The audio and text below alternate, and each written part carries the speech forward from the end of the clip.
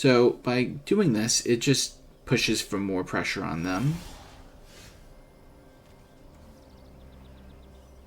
Yeah, especially since I could go and use literally their whole graveyard against them. What's going on, YouTube? Achilles here, and today I put together a Dimir control deck. For this one, I was inspired by Ultimecia x Sorceress.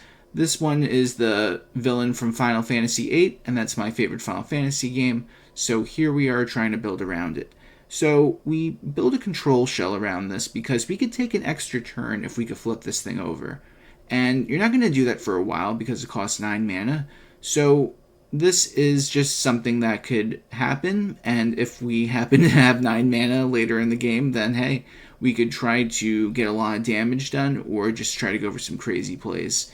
So that's the mindset with this deck, and we get extra cards in the graveyard for the ability of this with Resentful Revelation, as well as Fabled Passage, just to get the extra cards in. But as the game naturally progresses, we are going to get cards in our graveyard, so we should be able to meet the condition for this card.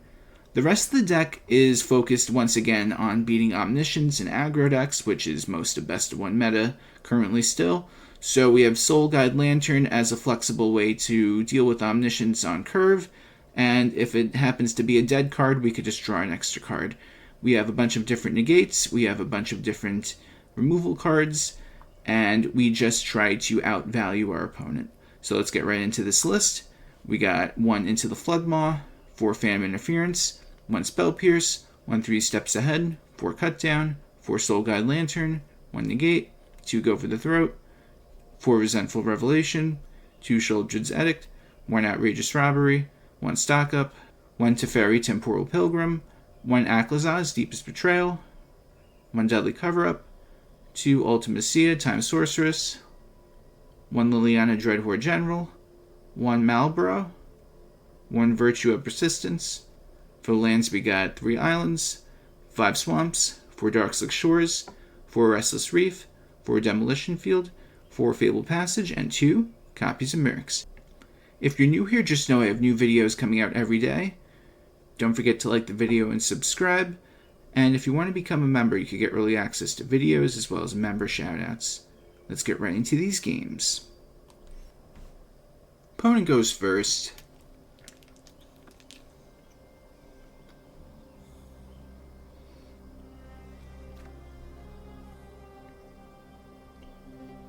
This isn't too bad.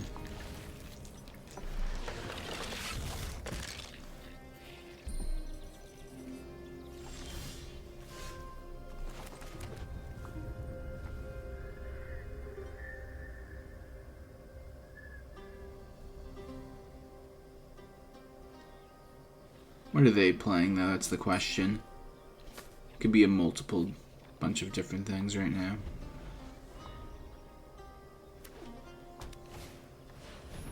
Okay, well, can't do anything about that on their turn. So we'll get rid of it now.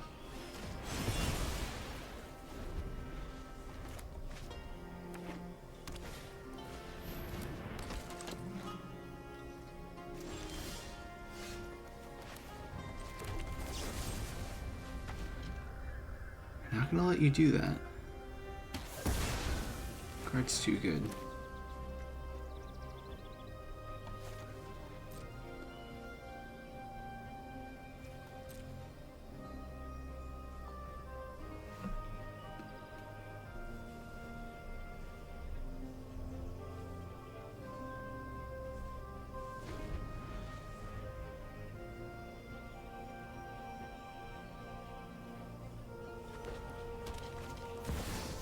Okay.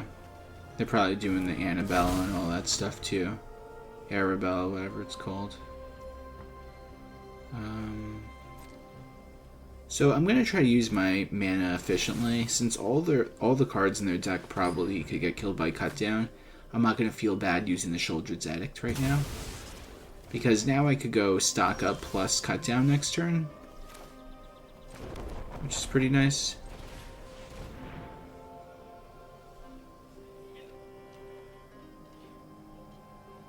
Land number 6. Liliana. That should be good. So we'll go Darkslick Shores, and then the following turn it'll be Swamp. And we play this, and if they just keep on making a board, Liliana will cut it down to size, and if not, we'll just pump out the zombies. That's a good card. Yeah, they could just dig with their deck a little bit.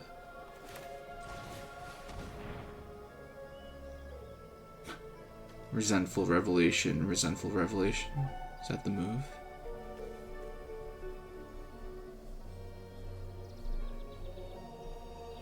I feel like we want to use the cut down on curve.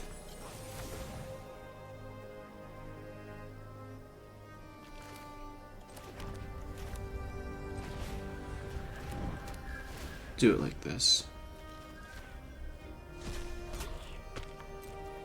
Because in a perfect world, let's say they don't even have any creatures, we just start pumping out the zombies, and then we just have to, you know, implement our own game plan. They have to deal with all that, so I think that's good. If we don't, but if we have to use the -4, we will. But we don't want to rely on it when we could just easily cut down the Delny right now, which looks like it's going to be the play if they don't have a follow-up.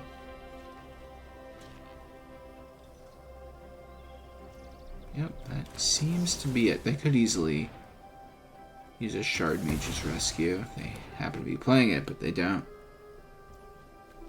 Okay, so we draw. Just drop the Lily.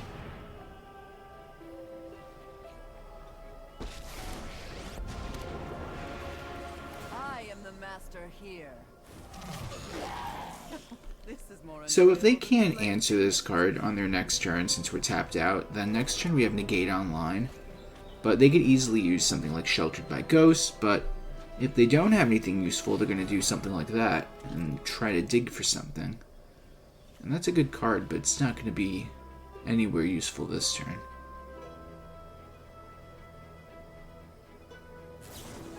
Nice. It's an extra card we draw now because of Liliana. We should be good for the rest of the game now.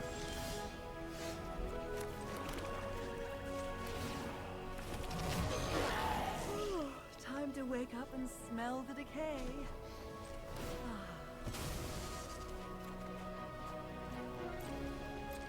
We have so many negates right now.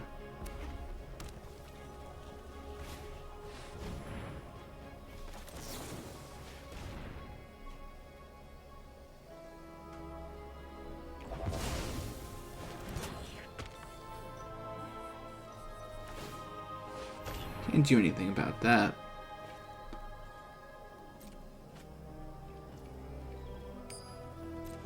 Although right now I am going to get rid of this. They could use that Burst Lightning now on our zombie or even the Lily, but we get that off the table from their game plan for the rest of the game, especially since they're playing control, I'm playing control. So it just makes sense just to get that resource taken away from them. Alright, go for another zombie. No, they're not even playing control. What am I saying? I just see Winkrag Siege and I just think of control just because of how grindy it is, but I'm just looking back at their deck. That's not a control deck. Alright, so we go for the big swing of 2 damage.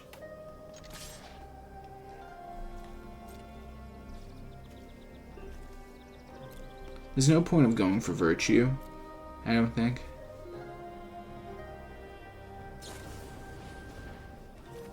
Do something like that.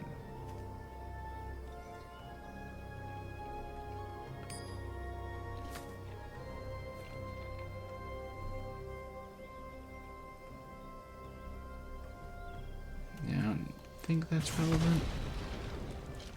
Now, don't be pushy. You know what? I think the Virtue does make sense. The more I think about it. Because even if they draw Get Lost, can we really counter it unless we use all 3 counter spells to tap them out? So by doing this, it just pushes for more pressure on them. Yeah, especially since I could go and use literally their whole graveyard against them. Opponent goes first. We have the big, evil Sorceress herself in her opening hand. But honestly, all she's going to do is just stare at us for like 10 turns because we're not going to be able to use her until we really get the full effect with the 9 mana and whatnot, so...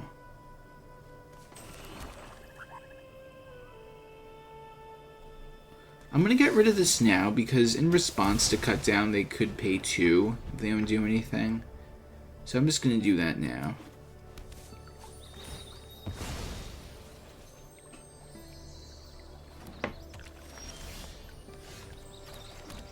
I'm going to go for Soul Guide Lantern just to help us find more cards.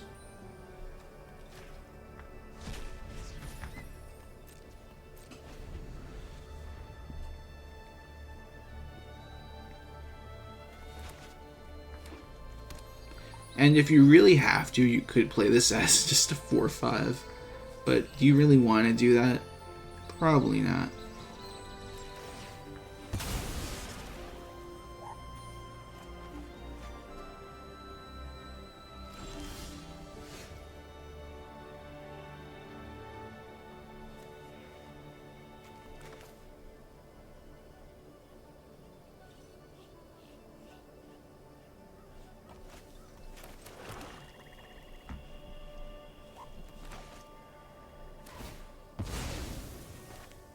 This is going to be a slow start for the game, but once we get to 5-6 mana, then we're in business. But as long as our opponent doesn't, you know, put enough pressure on us, or put a lot of pressure, should I say, then we're good.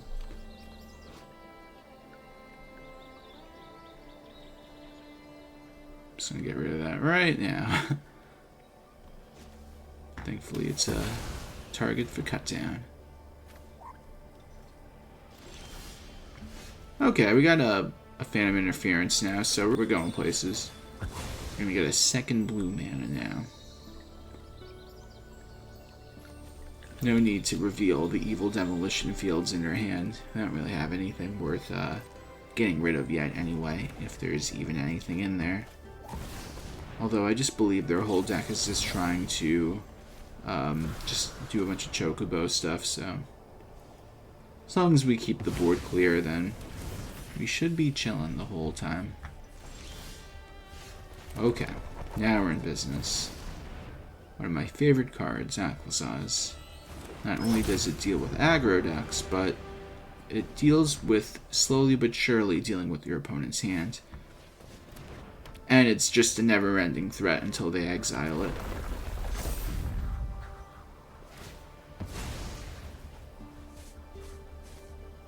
Sacrifice this land. Oh, okay, it's just another card to do stuff like that. The artwork on this card is awesome.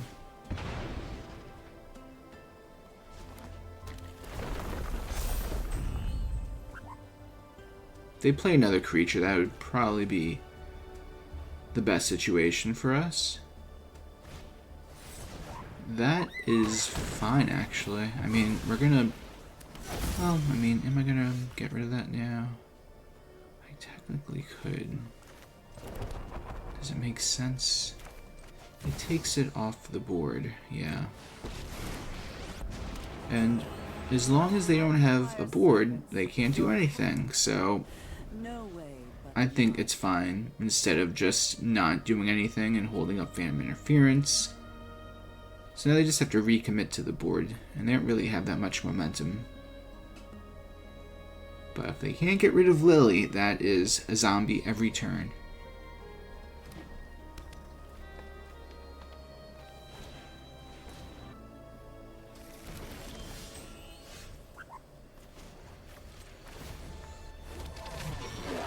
Yours will be a fate worse than undeath. It's gonna pass. I could use the whole Phantom Interference ability if I want. But we got it. Opponent's going first. I'll keep this one. We have some form of early removal. We could dig through our deck. We have a counter. We have at least 3 lands, which is pretty ideal for any opening hand, really. I mean, you see 4 lands in an opening hand and be like, okay, wait a minute, that might be too much, but 3 is pretty good.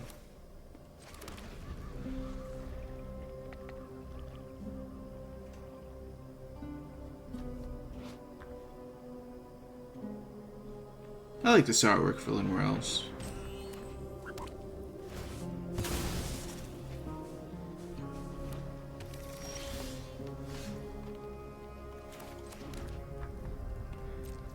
Okay, so I think we just hold up our Phantom Interference instead of going for Sheoldred's Edict. Because they can't counter... Well, they can't pay this, I mean. So, can't go wrong with that. Do they have a follow-up for 1 mana? They do not. So now we have 3 steps ahead online, which is like even better than Phantom Interference, obviously, but this adds to our flexibility.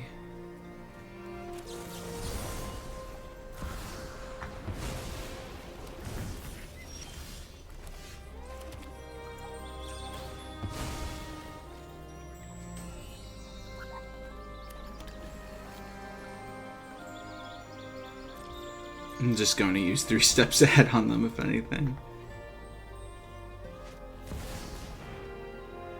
Am I?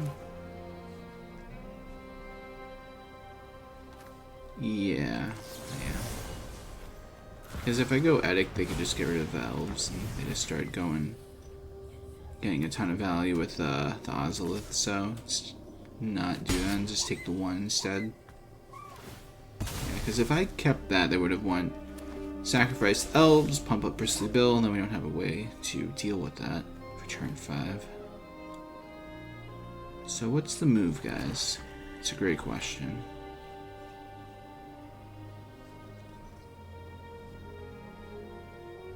I think we just set up for Liliana next turn. I'm just going to Swamp Cycle on their turn. They're a good buddy over here, Malboro, with the bad breath.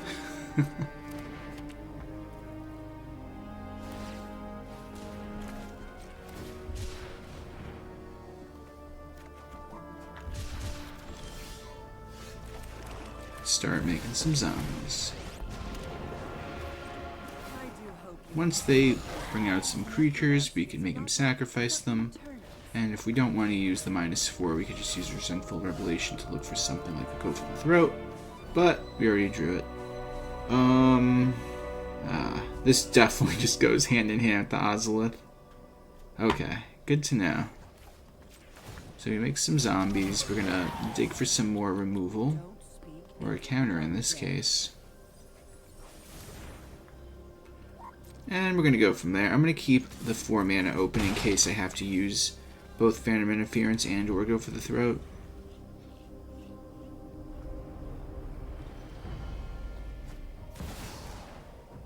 I can't counter that.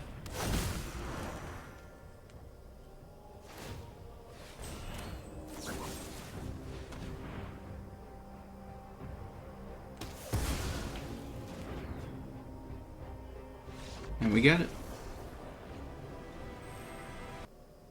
Okay. We get to go first.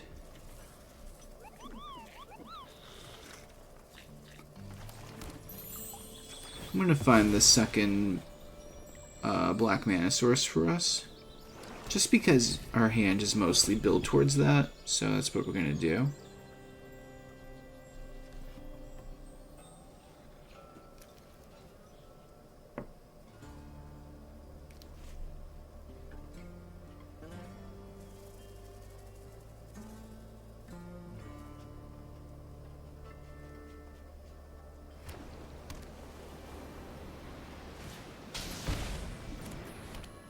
Okay, good old Storm Chaser's talent. Go Darkslick Shores. We're just going to use the Resentful Revelation. Just look for some early protection for us.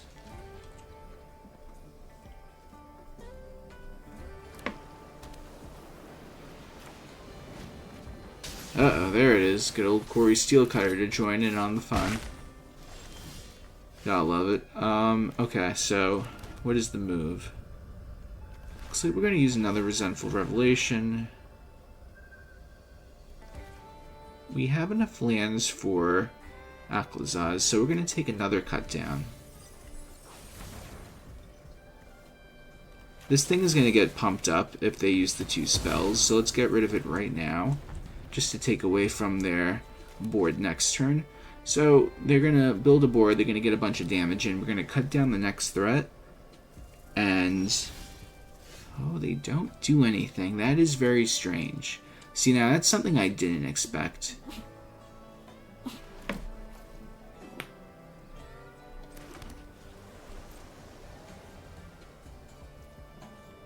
If I have to, I'll use Outrageous Robbery for 2 on the end of their turn just to take 2 cards. Sounds ridiculous, but on these early turns, it would make a lot of sense. Wait, why are they going to level 2? I am very confused on what's going on, but it's okay. We're going to take 2 cards from them. We're going to go for Aclazotz. Maybe they're trying to go for the level 3, but that doesn't make sense because they need 6 mana. And they only have 4. They couldn't curve out to do that even if they wanted to. That works. Hey guys, thanks for watching the video. Tell me what you think of the deck in the comments section down below. Please like the video and subscribe if you have not already. And if you're new here, just know I have new videos coming out every day. Hope everyone has a great day. Take care.